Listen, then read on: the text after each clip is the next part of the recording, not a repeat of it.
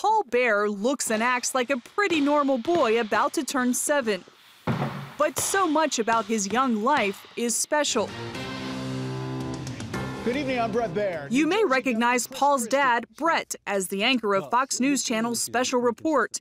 After his wife Amy's normal pregnancy and delivery, Paul, the couple's firstborn, appeared to be the picture of health. But as Bret and Amy prepared to take Paul home, a nurse they now call their guardian angel noticed his color was off. After testing, the couple learned their son had not 1 but 5 congenital heart defects. In order to survive, the Bairs' 6-pound, 12-ounce baby boy needed open heart surgery. Now, 3 heart surgeries, 7 angioplasties, and 1 unrelated stomach surgery later, Bret relives the adventure in his new book, Special Heart, a journey of faith, hope, courage, and love. Looking back, it was a hard time. It still hits home. I mean, this many years later, we've been through this many surgeries and this many angioplasties, and you can see, I mean, it's still emotional. It's hard looking back. That was the hardest part about this book, is having to look back. Soon after Amy learned the news, she briefly became the oldest patient at Children's National Medical Center. I just collapsed. And I think the stress of it all my body emotionally, I think, just shut down. That's where we made that pact in that emergency room treating Amy, is that we decided that that was the moment. A pact to stop the self-pity and devote all their energy to Paul. From that moment, the couple decided Bret the journalist would take care of the medical details and Amy would focus on being a loving mother. Each night as they left the hospital, they agreed to focus on being 1 day closer to taking Paul home with them, a daily rite they marked with a high five. The Bairs later learned at that very moment, a congregation in Colorado was praying for them. For the first time, the couple truly experienced the power of prayer, and it wouldn't be the last. And the day of Paul's heart surgery, we had a local priest come and pray with us in the little hospital chapel. And as we were praying, we were all kind of holding hands, and I had this vision of like these beams of light all around Paul's, the surgical bed.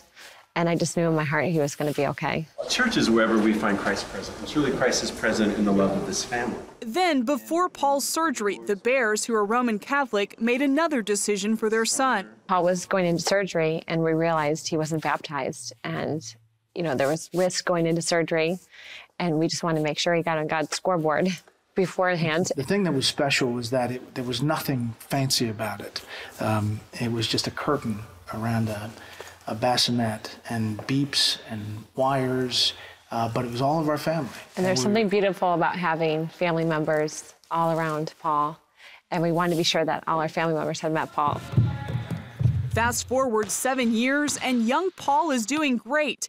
To look at his calendar full of soccer, baseball, basketball, and golf lessons, you'd never know he has a defective heart. In fact, I was joking with his surgeon a couple weeks ago, and I said, you know, that last surgery, if you could have just turned it down just a hair, you know, because we have to run them like dogs to get them to sleep. At bedtime, Paul prays for other kids with health issues, and as a veteran with the scars to prove it, he offers advice. Don't be scared, be brave, and don't think about it. It's going to be really fast, and at the end, you're going to get a lot of special treats. Watching Paul go through his last surgery was tough on everyone. It was really hard going through the surgery, but I'm glad I made it through. So is his younger brother, Daniel. I'm my best friend, and I'm glad you helped me. Although you may not realize it, Paul's not alone when it comes to his illness. That stat is staggering. 1 out of 100 kids is born with a congenital heart defect, and half of them have to have some kind of surgery or procedure in the first 6 months of their life. Many kids go undiagnosed, a tragic fact the Bairs would like to help change. That's why Bret is donating every penny he makes on the book to groups working on pediatric heart disease. Paul has at least 1 more heart surgery in his future, along with more than a few angioplasties. It's not what they hoped for their son, but now Bret and Amy see their family's circumstance as a gift. I feel like God tapped us for a reason, And we have a responsibility in that. And whatever our course is, I feel like we'll get through it. And I think it's strengthened our marriage and us as parents, hopefully. And we kind of put blinders on us to what's important. And we don't get distracted. But God's plan is a big part of that. And you look back and you think, all these coincidences, there's really, you think about it, coincidence is something bigger. There's something bigger happening. Because a lot of our life, we can look back at different moments where we think, hey, this had to be a bigger plan, a blueprint. Yeah, I agree.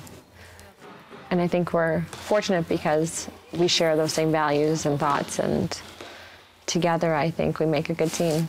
We do. One day closer. Jennifer Wishon, CBN News, Washington.